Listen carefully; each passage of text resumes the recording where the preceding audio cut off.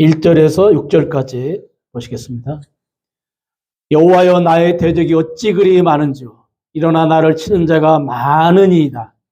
많은 사람이 나를 대적하여 말하기를 그는 하나님께 구원을 받지 못한다 하나이다. 여호와여 주는 나의 방패시오 나의 영광이시오 나의 머리를 드시는 자이시니이다. 내가 나의 목소리를 여호와께 부르짖니 그의 송산에서 응답하시는도다. 내가 누워 자고 깨었으니 여호와께서 나를 붙드심이로다. 천만이 나를 애워싸 진친다 해도 나는 두려워하지 아니하리이다. 아멘. 다윗의 기도를 보면 일정한 패턴이 있습니다. 기도 제목이 생기면 기도를 시작을 하고 그리고 기도를 마칠 때면 항상 감사와 찬양으로 기도를 마칩니다. 지금 오늘 우리가 3장을 보면은 거기 다윗이 그의 아들 압살롬을 피할 때 지은 시 이렇게 기록이 되어 있습니다. 3장 옆에 보면 성경을 보면 그렇죠? 지금 다윗이 어느 때 기도를 했냐면 그 압살롬을 피해 도망갈 때 다윗이 지금 기도를 드린 것입니다. 여러분 한번 생각을 해보세요. 아들이 아버지를 죽이려고 아버지의 그 왕의 자리를 빼앗으려고 반역을 꾀했습니다. 그 아들을 피해서 지금 아버지가 도망가고 있어요. 그럴 때 그 다윗의 그 환경이 어떤 환경이겠습니까? 얼마나 고통스럽고 정말로 그 다윗이 당하는 고난은 어떻게 말로 표현할 수가 없죠. 지금 그럴 때 다윗이 하나님께 기도를 드렸습니다. 그리고 응답을 받았어요. 그런데 문제가 해결된 건 없어요. 그런데 다윗은 기도를 감사와 찬양으로 마쳐요. 이게 다윗이 드리는 기도의 패턴이에요. 일정한 패턴이에요. 기도하고 그리고 기도를 끝날 때 감사와 찬양으로 기도를 마쳐요. 아직 응답은 안 됐어요. 그런데 왜 다윗이 감사와 찬양을 하나님께 올리게 되었을까요? 그것은 다윗이 기도하다가 깨달았기 때문이에요. 어떤 깨달음을 깨달았습니까? 하나님이 이미 주신 은혜를 깨닫고 그리고 하나님이 앞으로 은혜 주실 것을 깨닫습니다. 우리가 신앙생활을 하면서 깨달음이 얼마나 중요한지 오늘 본문을 중심으로 함께 은혜를 나누기를 하겠습니다. 하나님께서 공기는 누구에게나 다 주셨어요. 어떤 사람 누구를 막론하고 공기를 무료로 사용을 할 수가 있습니다. 그런데 폐의 양의 크기에 따라서 어떤 사람은 많은 공기를 호흡하고 어떤 사람은 적은 공기를 호흡합니다.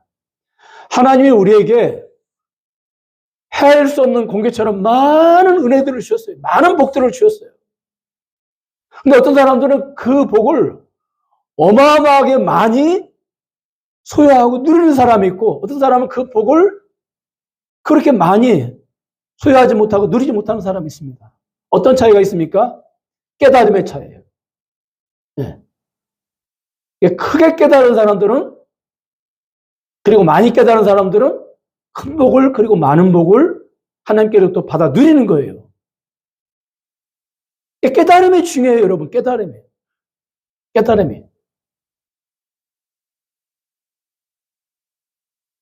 그러니까 깨달음의 양의 크기에 따라서 응답의 양도 많거나 적은 겁니다. 그러니까 다윗이 깨닫는 거죠. 그리고 바울도 신약성경에 보면은 뭘 달라는 기도보다 깨닫게 해달라는 기도를 많이 드리죠. 왜 그래요? 하나님 이미 공기처럼 우리에게 많은 은혜들을 주셨기 때문에. 단지 우리가 그것을 깨닫지 못했기 때문에 다윗은 그것을 깨닫게 해달라고 하나님께 늘 기도를 하죠. 여러분, 말할 수 없는 고난 중에 다윗이 받은 은혜 중에 가장 큰 은혜는 기도가 회복이 되는 은혜입니다. 기도가 회복이 되는 은혜. 다윗은 편안하고 안락한 왕궁에서도 기도를 드렸습니다. 그러나 그 환경에서 드리는 기도는 형식적이고 습관적인 기도에 지나지 않았어요. 그러나 고난 중에 다윗이 드린 기도는 이제 기도가 달라집니다.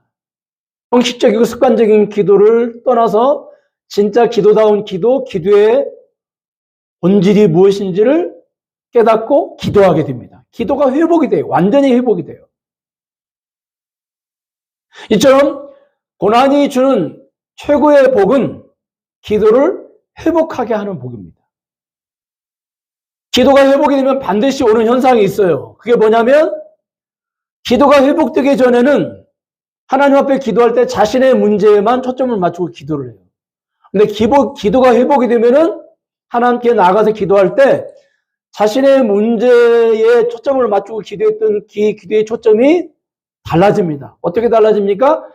자신의 문제에게 초점을 맞췄던 그 기도의 초점이 하나님께로 초점이 달라져요. 하나님께 초점을 맞추게 돼요. 늘 기도할 때 자기에게만, 자기의 문제에게만 초점을 맞추고 기도한다면 아직 기도가 회복이 안 된 것이죠. 그래서 오늘 본문에서 다윗의 기도를 보면 기도의 초점이 온통 주님께 있는 것을 알 수가 있습니다. 그래서 다윗은 오늘 본문에서 고난 중에 발견한 주님을 고백해요. 초점을 주님께 맞추고다 보니까 주님을 만나게 돼요. 그리고 그 고난 중에 만난 주님이 어떤 분이신지 고백을 하게 됩니다.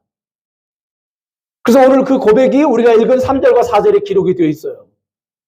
다윗은 본문을 통해서 주님이 어떤 분이신지, 주님이 자신에게 어떤 은혜를 주시는 분이신지, 자신이 만난 주님을 고백하고 있어요. 마치 한나가 고난 중에 기도하다가 만난 주님을 고백하잖아요.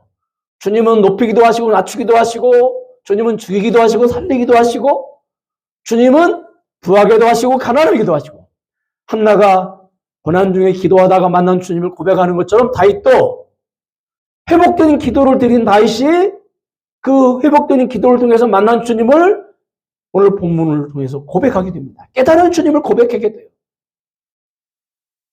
그래서 본문에서 다윗은 첫 번째로 만난 주님 3절에 보니까 다윗은 주님이 자신의 방패라고 고백을 합니다. 방패.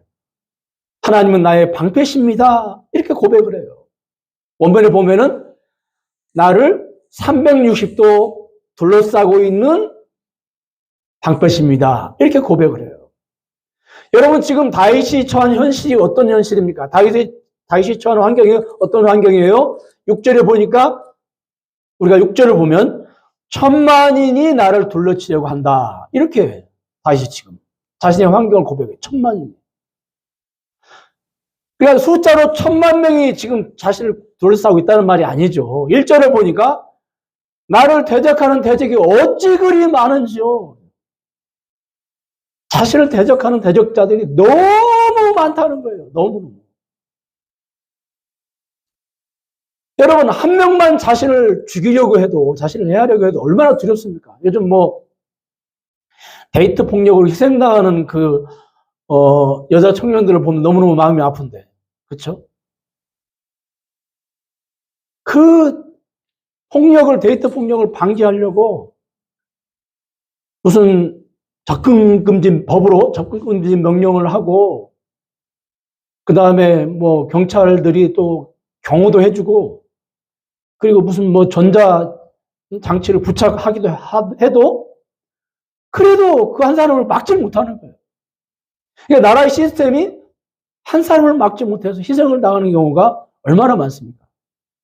여러분 그런 사람이 한 사람 있다면 얼마나 두렵겠어요. 한번 상상을 해보세요.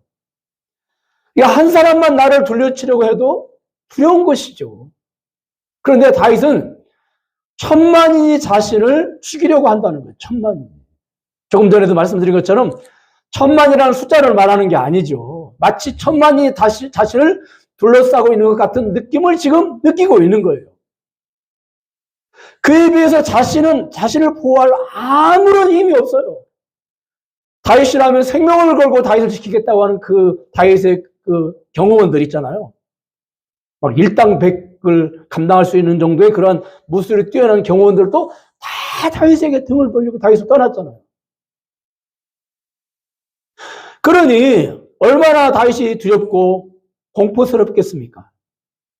그런데 기도가 회복되고 기도가 새로워지니까 환경을 보는 다윗의 눈이 달라집니다.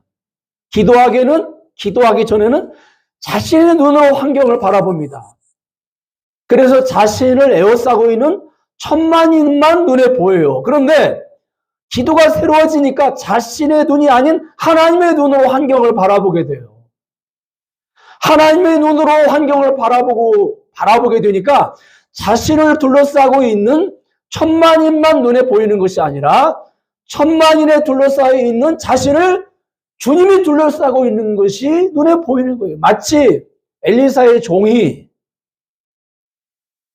자신들을 에워싸고 있는 아람 군대를 또 에워싸고 있는 하늘의 군대를 본 것처럼 다윗이 자신을 둘러싸고 있는 천만인의 군대를 둘러싸고 있는 또 다른 하나님의 군대를 다윗이 보게 되는 것입니다. 여러분, 고난을 통하여 기도가 회복이 되면 환경 너머에 있는 것들이 보입니다. 기도가 회복되기 전에는 내가 가지고 있는 통장만 보여요.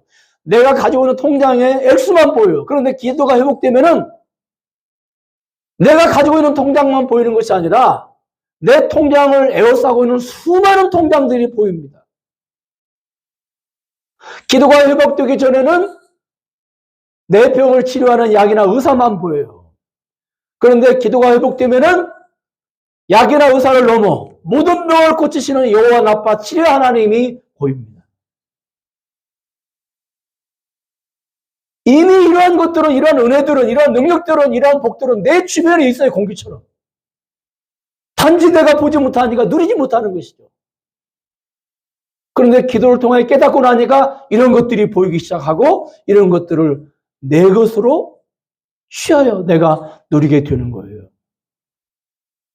여러분, 신앙도 하수가 있고 고수가 있어요. 하수는 환경이 변해야 두려움이 없어진다고 생각하는 게 신앙의 하수예요. 신앙의 고수는 환경은 그대로 있어요. 그대로 있어요. 변함이 없어요. 그런데 그 환경을, 두려움과 염려를 둘러싸고 있는 그 환경을 둘러싸고 있는, 그 환경을 또 둘러싸고 있는 하늘의 군대 불평강과 불말을 보고 두려워하지 않는 이 신앙의 고수예요. 하나님은 우리가 신앙의 하수로 살기를 원하지 않고 신앙의 고수로 살기를 원해요. 아니 무슨 태권도장 한 10년 다니면 고수가 돼야 돼요. 10년 좀 다니면 고단자라고 그래요. 고단자. 그런데 예수 10년, 20년 믿었는데 여전히 그 파란띠 메고 이렇게 돌아다니면 얼마나 참 이게 부끄러운 일이에요. 검정띠를 매야 되지 않겠습니까? 그 다음에 다윗의 두 번째 고백은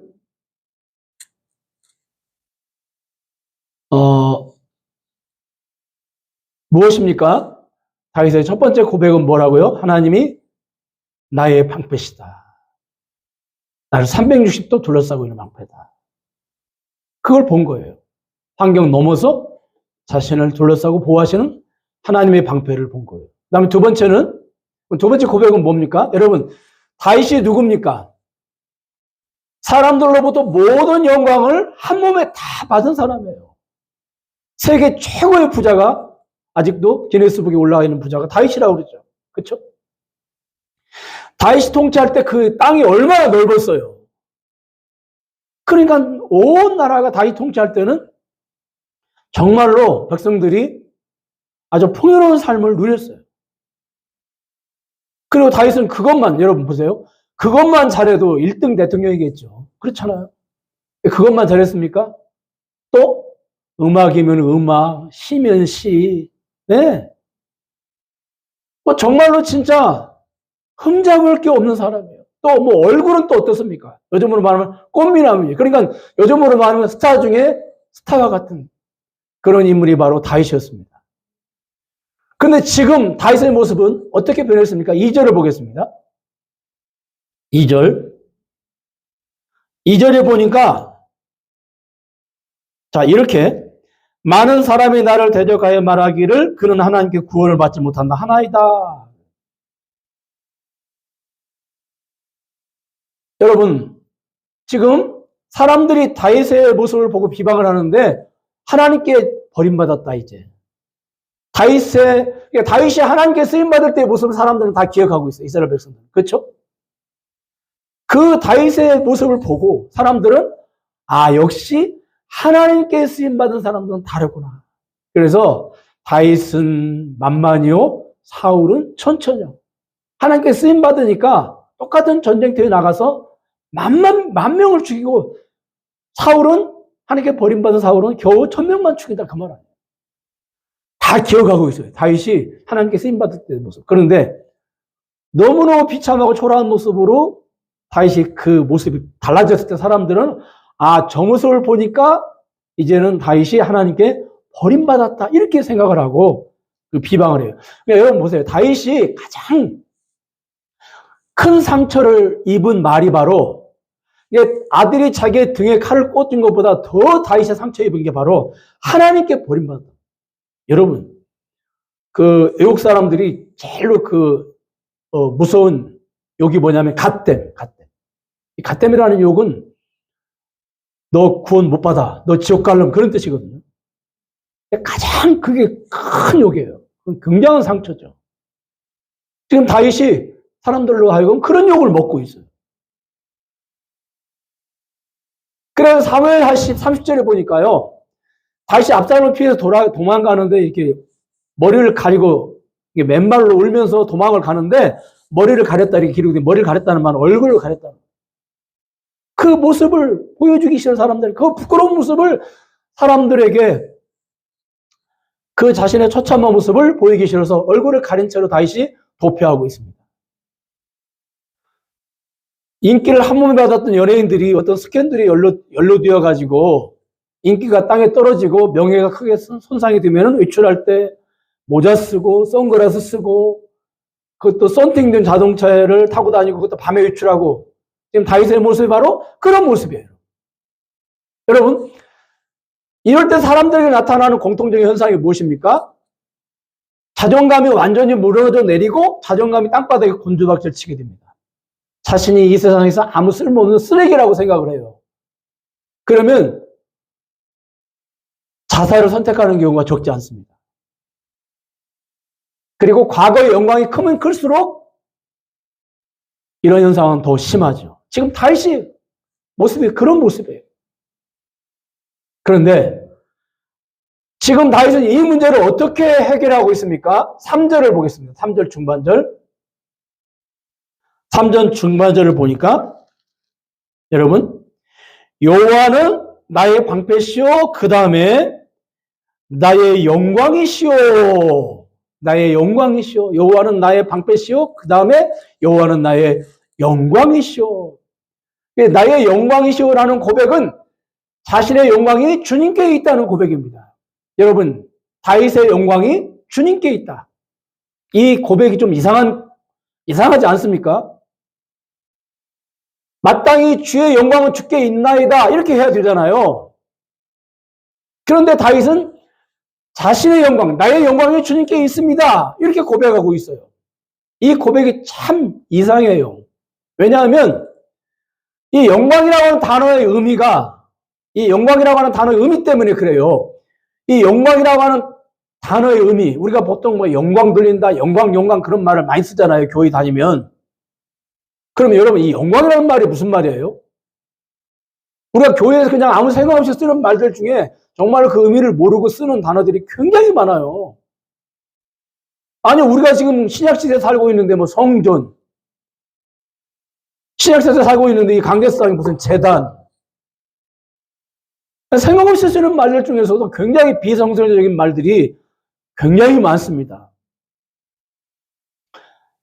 이 언어라고 하는 게 중요하죠. 우리가 어떤 언어들을 계속해서 쓰게 되면 그것이 내 마음에 깊이 뿌리를 내리게 돼요. 그게 나를 지배하게 된다고요. 여러분 보세요. 우리가 영광을 가리운다, 영광을 돌린다. 뭐 영광을 드러낸다 이런 단어들을 되게 많이 쓰잖아요. 예수 믿는 사람들이. 도대체 영광이라는 말이 뭐예요? 영광이라는 말. 여러분, 영광은 히브리어로 카보드인데 본질 가치 그런 뜻이에요. 본질 가치. 쉽게 말씀드리면 영광은 하나님의 존재 자체를 말해요. 하나님 존재 자체. 성경에서 영광을 드러낸다는 말은 하나님 존재 자체를 드러낸다는 말이에요. 시편 8편 1절에 보니까 이렇게 기록되어 있어요. 주의 이름이 온 땅에 어찌 그리 아름다운지요. 주의 영광을 하늘 위에 두셨나이다. 이게 무슨 말이에요? 주님이 누구신지를 주님이 창조하신 피조물을 통해서 드러내셨다는 거예요. 이걸 가리켜서 영광을 드러낸다 그래요. 영광을 드러낸다. 주님 존재 자체를 드러내서 보여주는 거. 이게 바로 영광을 드러내는 거예요. 영광을. 그래서 여러분, 칼빈은 우리가 그분을 알 때 그분의 영광을 본다. 이렇게 했어요. 네. 그분을 알 때 그분의 영광을 본다. 그렇다면 영광을 돌린다는 의미는 뭐예요? 하나님이 우리에게 드러내신 그 영광에 반응하는 게 바로 영광을 돌리는 거예요. 네? 하나님이 창조하신 자연을 보고, 야, 너무너무 아름답다. 이렇게 반응하잖아요. 그러면 그게 영광을 돌리는 거예요. 무슨 대학교 들어가야만 영광을 돌리는 거 아니에요. 너무너무 기독교가 미신적이고 무속적으로 변했어요. 저는 정말로 너무너무 안타깝고 참 제가 한탄할 때가 너무 많아요. 왜냐하면 너무너무 교회 안에 들어온 것들이 무속적이고 미신적인 것들이 너무너무 많기 때문에 그래요. 대학교로 들어가야 영광 돌립니까? 대학교 떨어지면 영광 가려워요. 건강해야만 영광을 돌립니까? 병들면 영광 가려웁니까? 아니에요. 하나님이 누구신지를 발견하고 하나님 이런 분이니. 하나님 이런 분이군요. 그 하나님께 감사하고 찬양하고 그 하나님을 고백하는 게 영광을 돌리는 거예요.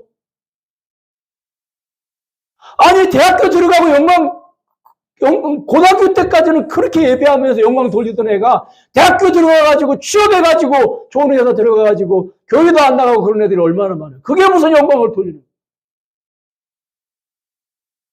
우리가 단어의 의미 하나하나를 잘 써야 돼요. 그러니까 여러분 보세요. 그러니까 영광은 오직 누구에게만 있어요? 누구에게만 있는 거예요? 영광은 오직 하나님께만 있는 거잖아요. 그러므로 마땅히 다윗이 주의 영광은 주께 있나이다 이렇게 고백을 해야 돼요. 그런데 다윗은 지금 나의 영광이 주께 있나이다 이렇게 고백을 한다고요. 그러므로 주님께서 영광을 빼앗기지 않는 한 다윗도 영광을 빼앗기지 않는다는 고백입니다. 수많은 사람들이 자신을 비천한 자라고 손가락질을 하고 자신이 하나님께 버림받았다고 비방을 해도 주님의 영광을 잃어버리기 전에는 자신도 영광을 잃어버리지 않고 주님이 존귀함을 잃어버리기 전에는 자신도 존귀함을 잃어버리지 않는다는 고백입니다.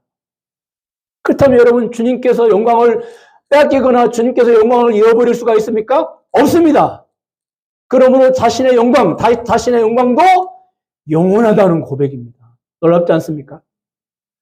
다윗은 지금 사람들 앞에서 자신의 모습이 영광스러워 보이든 비참해 보이든 그것과 상관없이 자신은 여전히 영광스러운 존재라는 고백을 하고 있는 거예요.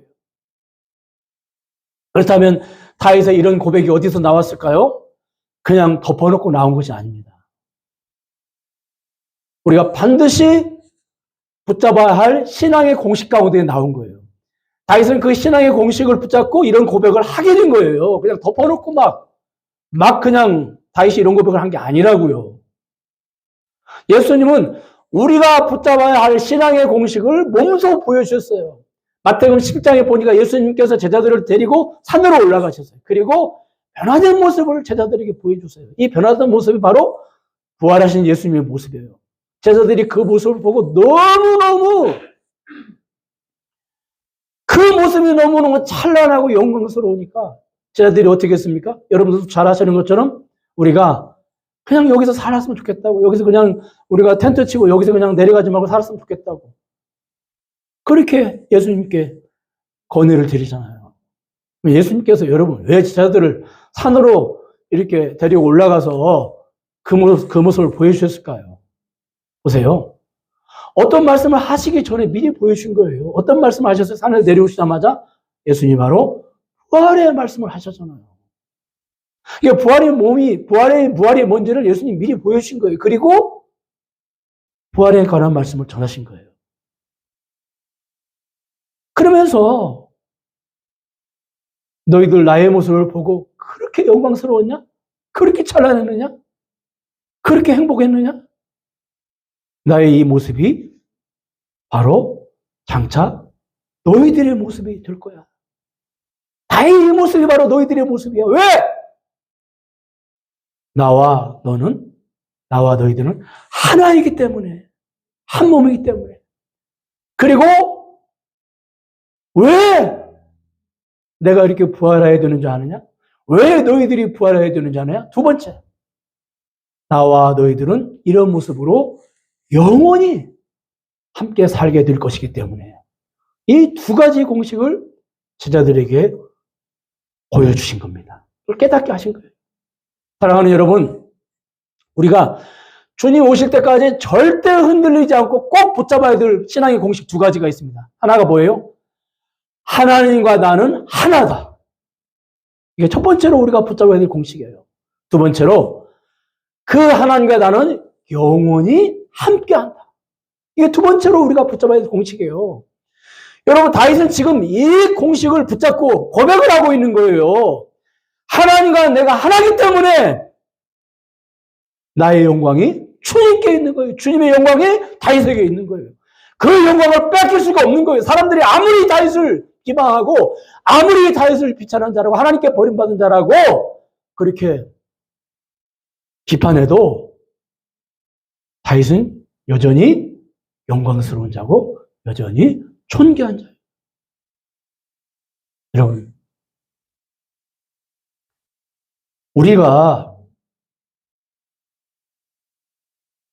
우리를 볼 때 다윗처럼 하나님의 눈으로 우리를 봅니까? 이 두 가지 공식. 하나님과 나는 하나다. 그 하나님과 나는 영원하다. 그 두 가지 공식을 가지고 우리를 봅니까? 아니면 세상 사람들이 보는 공식으로 우리를 봅니까?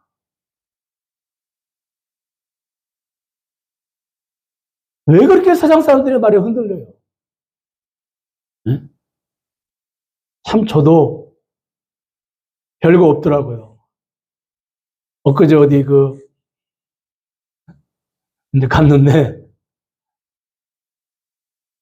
어떤 젊은 이제 어딜 가가지고 앉아가지고 커피 한잔 하고 있는데 어떤 젊은 부부가 아이를 하나 데리고 제 옆에 이렇게 앉혀요. 그러면서 할아버지랑 함께 앉아서 먹어 그러는 거예요.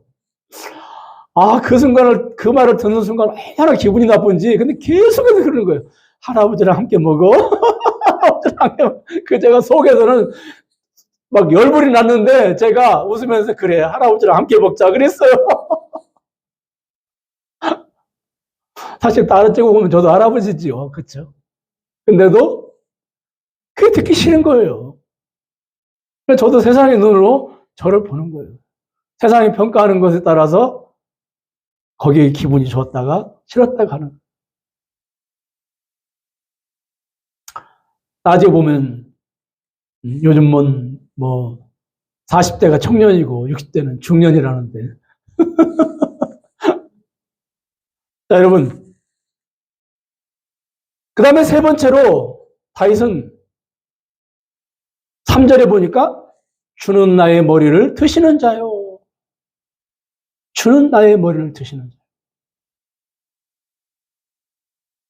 이 단어는 법정에서 사용되는 용어입니다. 그러니까 죄인이 판사 앞에서 머리를 숙이고 있다가 지금 재판을 받는 중에 머리를 숙이고 있어요. 근데 참 판사가 피고는 무죄입니다 하고 무죄를 선포하는 순간 어떻게 해요? 죄인이? 피고가? 계속해서 머리를 숙이고 있을까요? 아니죠.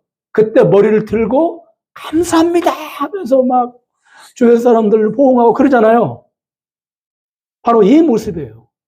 주는 나의 머리를 드시는 자녀이다. 그 말은요, 다른 말이 아니에요. 주님이 나를 용서하셨습니다. 사람들이 죄값으로 저래. 죄 때문에 다윗의 집안이 저렇게 풍지박산이 난 거야. 그렇게 손가락질하고 비방을 할 때 다윗은 주님, 사람들이 저에게 무슨 말을 하든 저는 주님께 모든 죄를 다 사함받은 존재입니다. 주님이 나의 머리를 드시는 분이십니다. 이렇게 고백을 하고 있는 거예요. 여러분, 우리가 어려움을 당할 때, 우리가 여러 가지 문제를 만날 때 가장 먼저 우리에게 찾아오는 게 뭔지 아세요? 죄책감이에요. 죄책감.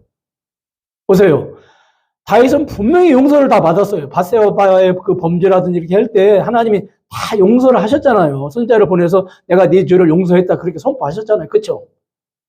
다윗은 다 하나님께 죄를 용서받았다고. 그런데도 막상 고난을 당하니까 다시 그 과거에 용서받은 죄들이 생각이 나는 거예요. 근데 기도가 회복이 되니까 다시 하나님이 자신의 죄를 용서하신 것, 자신의 머리를 들게 하신 것을 깨닫고 고백하는 거예요. 그러니까 여러분, 우리가 문제가 생기면 어떤 고난 가운데 우리가 던져지면은 가장 먼저 우리에게 찾아오는 반갑지 않은 불행이 바로 뭐냐면 죄책감이에요. 죄책감. 왜 죄책감이 우리에게 찾아와요? 응답의 확신을 무너뜨리기 위해서 그래요. 여러분, 죄책감이 우리에게 찾아오면 우리가 기도할 때 어떤 생각이 듭니까? 하나님이 나 같은 것을, 그러니까 하나님이 나 같은 것에 기도를 응답하실까? 그래, 죄책감은 응답의 확신을 흔들어 놔요. 죄책감은 응답의 확신을 약하게 만든다고요.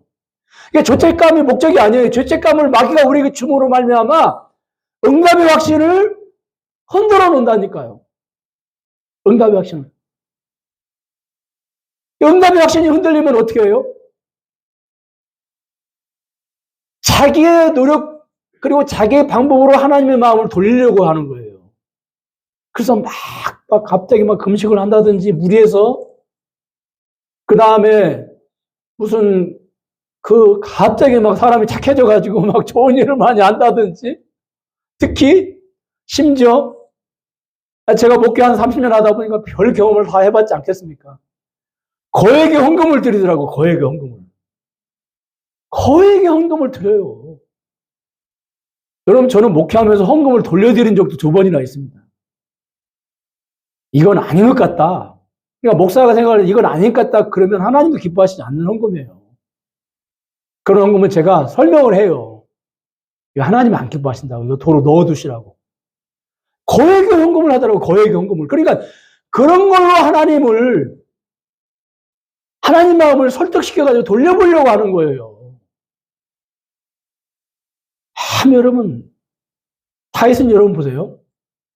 다윗은 이 죄책감을 뛰어넘어가지고, 죄책감을 뛰어넘고, 자 보세요. 죄책감을 뛰어넘고 거기에 있으면 안 돼요. 기도의 응답이 확실해지려면 죄책감을 뛰어넘은 다음에 그 다음에 그 자리에서 뭔가를 붙잡아야 돼요. 이게 정말 중요해요. 우리는 보세요. 우리는 죄책감을 뛰어넘으려고 뭘 붙잡아요? 자기를 붙잡잖아요.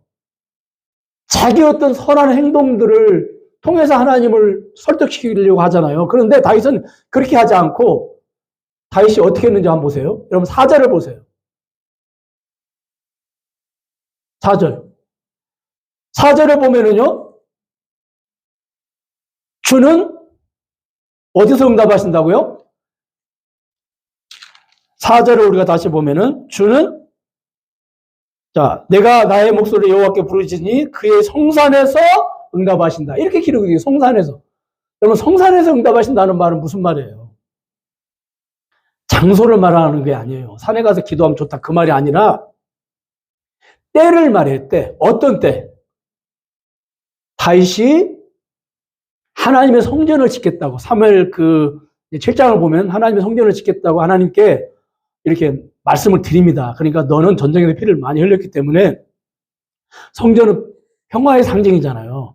네가 전쟁에서 피를 많이 흘렸기 때문에 너는 성전을 지을 수가 없다. 그러면서 하나님이 내가 그 대신 네 마음을 받을게. 하나님이 다윗의 그 마음을 받으시고 얼마나 감동하셨는지 내가 너의 너의 왕위를 영원토록 보존시켜 주겠다. 그런 약속을 하세요. 하나님이. 그러니까 사울은 다윗보다 훨씬 착하죠. 그런데도 사울의 왕위를 빼앗아 버려요, 하나님이. 근데 사울보다 훨씬 악한 다윗은 하나님 그 왕위를 빼앗지 않으세요. 왜 그래요? 성산에서 하나님이 다윗에게 약속한 약속 때문에 그래요. 그러니까 다윗은 보세요. 죄책감을 넘어가지고 뭘 붙잡냐면 하나님의 약속의 말씀을 붙잡아요. 여러분, 우리가 기도의 응답에 흔들리지 않으려면 죄책감을 넘어가지고 자기를 붙잡으면 안 돼요. 어디를 가야 되냐면 하나님의 약속의 말씀을 붙잡아야 돼요. 여러분, 우리가 신약시대에 보세요. 다윗이 구약시대에 붙잡았던 그 언약이 뭐예요? 그 언약의 말씀이 꽃을 피우고 열매를 맺은 신약시대에 우리에게 주신 말씀이 뭐예요? 바로 예수님께서 요한복음에 보면은 너희들이 기도할 때에 내 이름으로 기도하면 하나님이 응답하실 것이고, 그리고 하나님이 응답을 하셔도 내 이름으로 응답하시겠다고 말씀하시잖아요. 여러분, 기도할 때 하나님의 이름으로 기도해요. 기도할 때 하나님이 예수님의 이름으로 응답해 주세요. 거기에 기도하는 나는 설 자리가 없는 거예요. 무슨 말인지 이해 가세요? 그러니까 예수님 붙잡고 기도하는 거예요. 다윗이 붙잡은 언약이라고 하는 것이 오늘날 여러분과 제가 붙잡아야 될 것이 바로 뭐냐면 예수님의 이름을 붙잡는 거예요. 죄책감을 넘어가지고 죄책감 때문에 기도 응답이 흔들릴 때에 우리가 붙잡아야 될 것은 하나님은 우리의 죄를 용서하셨다고 하는 그 십자가를 붙잡아야 되지만 그걸 뛰어넘어서도 무엇을 붙잡아야 되냐면 예수님의 이름을 붙잡아야 되는 거예요. 그래서 우리가 예수님의 이름으로 기도하는 거예요. 여러분, 예수님의 이름으로 기도한다는 의미가 무엇인지를 우리가 알 때, 기도의 응답의 확신은 어디서 오냐면 예수님의 이름으로 기도하는 것이 무엇인지를 우리가 알 때, 그 의미를 우리가 알 때. 예수님의 이름으로 우리 기도하라는 말은 무슨 말이에요? 너희들의 행동과 상관없이 반드시 너희들의 기도는 응답될 것이라는 말씀이잖아요. 그러니까 너희들의 것들을 다 내려놓고 내 이름 붙잡아라는 거예요. 내 이름으로 기도하라는 거예요. 그리고 내가 기도했더니 응답되었다. 아니에요. 응답도 예수님의 이름으로 해주시는 거예요. 놀랍지 않습니까? 우리가 주님 가르친 기도로 기도할 때 주로 무슨 회의하고 나서 주님 가르친 기도로 기도하고 또 예배에 마무리할 때 주님 가르친 기도로 기도하고. 근데 주님 가르친 기도가 뭔지 우리가 알면은 그렇게 주님 가르친 기도를 함부로 우리가 써먹지 않습니다. 여러분, 주님 가르친 기도가 뭐예요? 한마디로 말해서 사도신경의 우리 신앙 고백이라면 주님 가르친 기도는 제2의 신앙 고백이에요. 그러니까 주님 가르친 기도가 뭔지를 알면은 그 주님 가르친 기도를 함부로 우리가 남발하지 않는다고요. 무슨 주문이 오듯이 그냥 막 그렇게 하지 않는다고요. 그런 것처럼 예수님의 이름으로 기도한다는 의미가 무엇인지 아는 사람은 응답의 확신이 분명한 사람이 예수님의 이름으로 기도하는 거예요. 다시 바로 이걸 붙잡은 거예요. 다시. 나의 머리를 트시는 분입니다. 그런 말씀 맺겠습니다. 우리가 고난을 당하면 가장 큰 은혜로 받을 수 있는 게 바로 뭐예요? 기도가 회복되는 거예요. 본질적인 기도가 회복이 돼요. 기도의 초점이 나에게로부터 하나님께로 초점이 달라져요. 그리고 달라진 초점을 통해서 하나님이 누구신지를 우리가 만나게 돼요. 그리고 사무엘처럼, 그리고 한나처럼, 다윗처럼 그 만난 하나님을 고백하게 돼요. 하나님은 나의 방패가 되신 하나님. 하나님은 나의 영광이십니다. 하나님 나의 머리를 드시는 분입니다. 이 고백이 반드시 흘러나오게 돼요. 기도하겠습니다. 하나님,